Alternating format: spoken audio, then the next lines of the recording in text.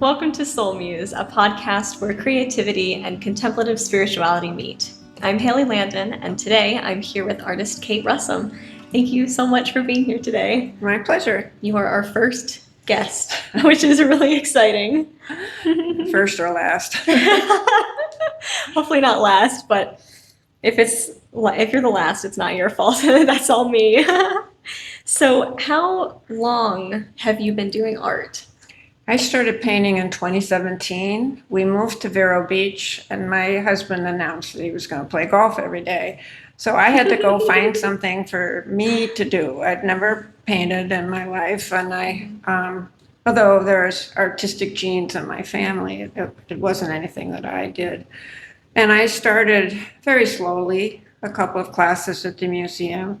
I learned very quickly that I'm not a realistic painter at all. It gives me agita to try to copy a picture. So, but that was a learning curve. And then I finally took a class in abstraction, and that was the beginning of the road for me, abstract and mixed media. So, Right. and the rest. And one of the things I've learned as an artist that, and it's probably a human lesson, if I want to do something well, I have to practice. Mm-hmm. So I paint as often as I can, as frequently as I can. And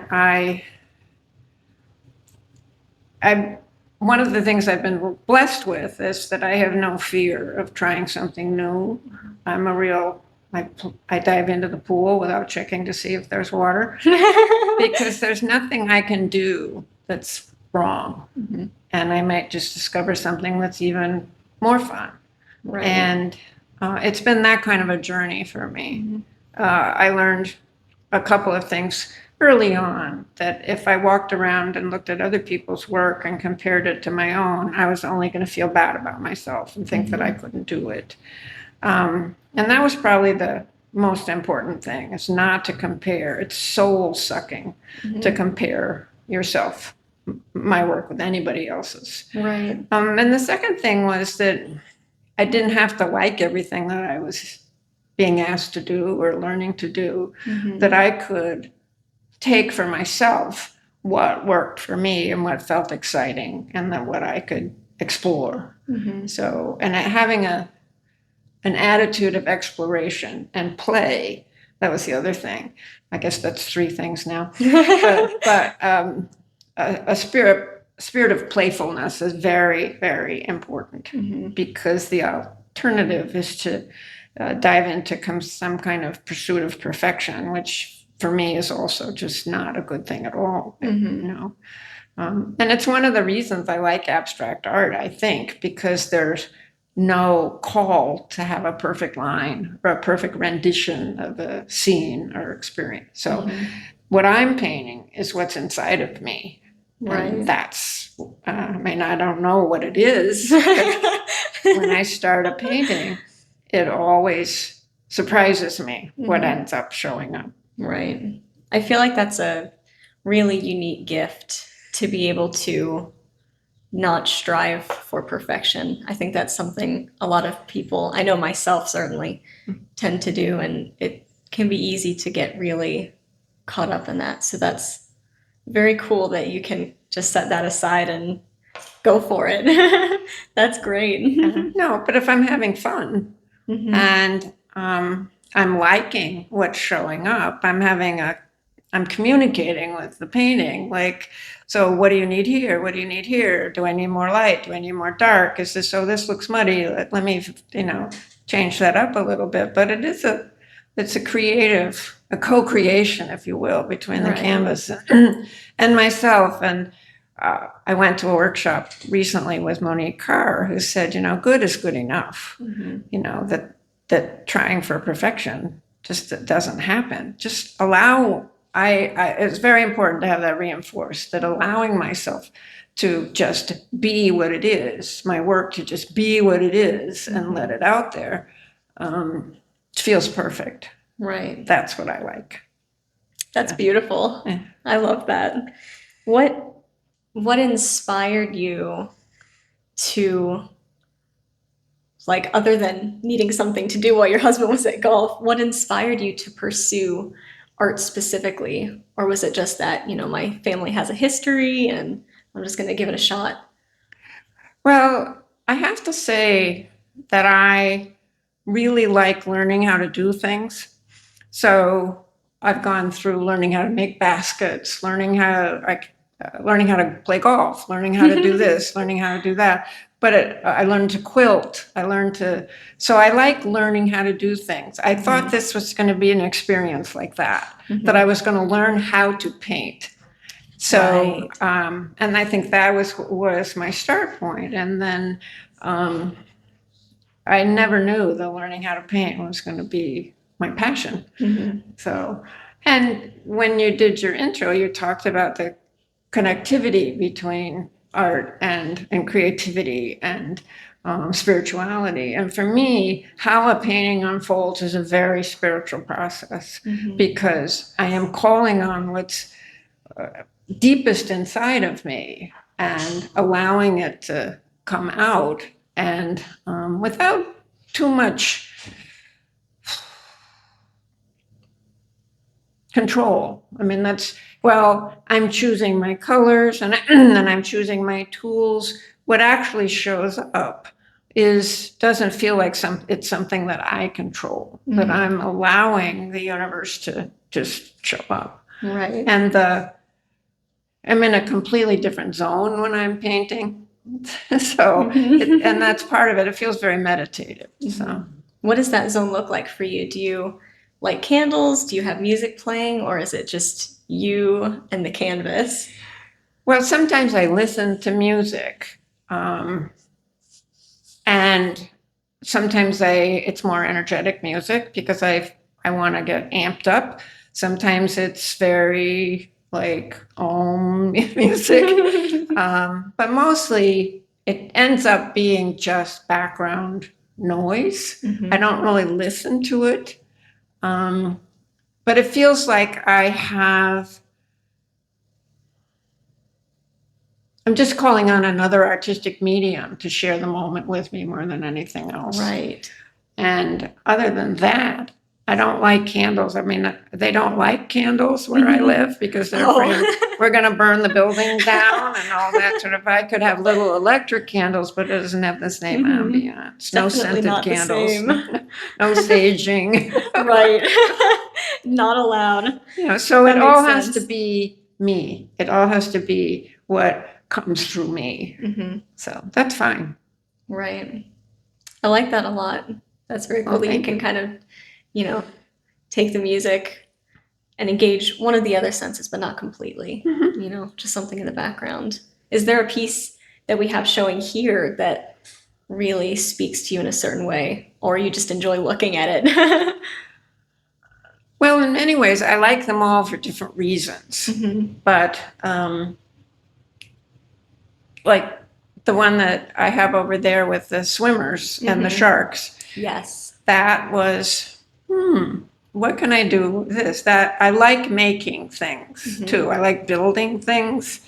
But that was this will be a hoot. Right? And I just started wanting to make the water. And then I thought, well, I think it should have people in it. Oh, this is the summer of the shark. Why don't I put a few shark fins? And it became hilarious. That's the other thing that I like. My husband actually suggested that I change a recent painting because it looked like a sumo wrestler. And he said he didn't think that was a good look. But I like it when a painting can make me chuckle because I just like being funny. I like having funny. I like bringing chuckle into life. So, right. Yeah. Yeah, especially in today's world where chuckle can be hard to find. But for all of them, it's all just letting it come through. And then I get to a point where it tells me it's finished, that anything else is fiddling. And I don't want to do that because I can really overburden a canvas with fiddling. Right. So I like to hear that it's time to stop. It's like you don't have to eat everything on your plate for your meal to be over. Right. Do you ever start a piece and realize, like, I'm going to have to come back to this later? Oh, yeah. No, that happens actually pretty often. I have piece I just finished back at the ranch there, that started out, I don't know how it started out, but how it ended up being sort of an abstract floral. It's not what I had planned, but there are probably at least 5 or 6 layers of paint on that, because Right. I wasn't, well, there's the sumo wrestlers in there too. Because one of the things that I struggle with in my work is I like to paint all over the canvas, and sometimes that just gets a little overwhelming for somebody to view. So I'm trying to learn to simplify, which is not in my toolbox very much. So, I paint and then cover up, and but I really like that. So I uncover and but eventually, whatever it's supposed to be comes. So I've learned not to worry about that. Right. Yeah, and I can just start over, just paint another layer. It's nothing is a disaster, but I do have to walk away from paintings that I'm starting to struggle with, because it means we're not communicating. Right. And it's better to leave the room. Have a little time out. Right. Like a marriage. Yes, and I'll do something else. I love playing with oil and cold wax. Those pieces tend to be smaller. So if I'm struggling with a larger piece in acrylic, and I can get my other tools out easily, I'll, fiddle with some of that, and it just takes me into a different place, so that and it's in a place of no struggle. There's no struggle. I don't have to try to do anything. So That's nice, almost like a reset yeah, for the brain. yeah. Or sometimes I'll just go eat lunch, which is very helpful Do you too. get hangry too? Or go down and ride the bike at luckily our art room is located fairly close to the gym, so I can go ride the bike or do something. That's And perfect. sometimes I just have to rest, and that's actually hard for me to rest. Is it? Yeah, because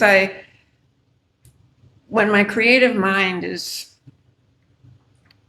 regurgitating ideas, if you will, it sometimes feels a little nonstop.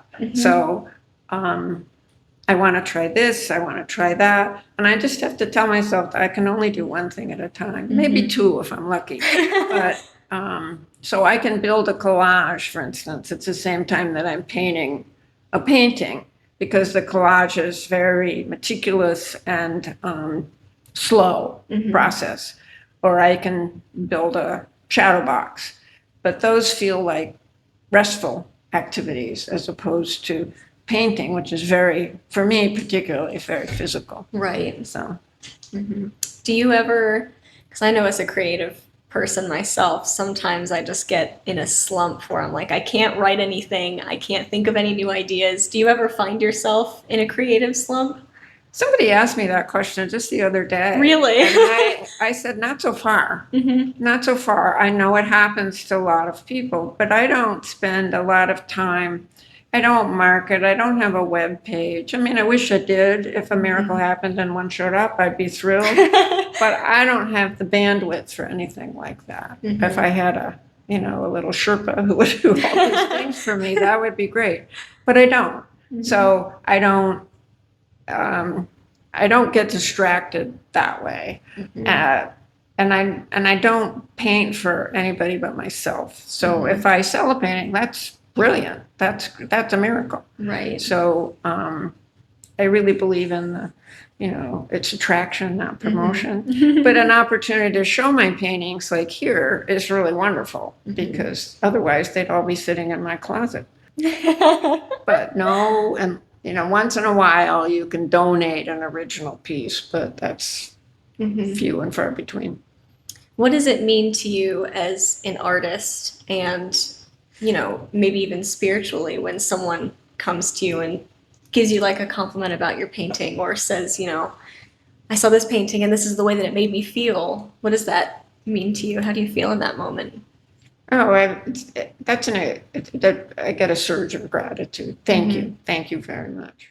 Unfortunately, we had some technical difficulties and lost the last half of the interview, but I still want to thank you all so much for watching, and especially thank Kate for taking the time to be a part of this podcast as our first guest, which is very exciting. If you want to come see Kate's art here at the Center for Spiritual Care, it'll be on display all the way through September of this year. We would love to have you, and we will see you again in the next episode.